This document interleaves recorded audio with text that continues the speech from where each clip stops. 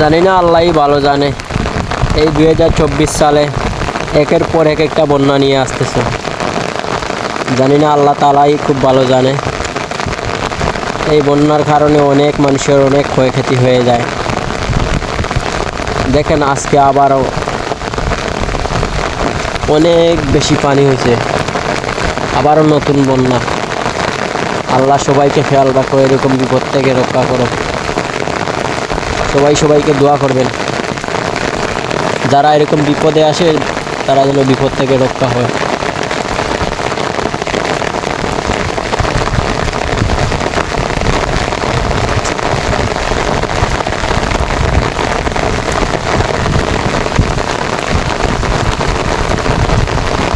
এই বন্যার কারণে অনেক মানুষের অনেক ঘরবাড়ি ভেঙে যায়, অনেক কিছু, অনেক ক্ষতি।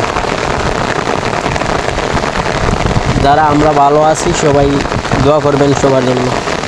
এই যে দেখছেন অনেক ধানের চারা পানিতে অনেক নষ্ট হয়ে যায়।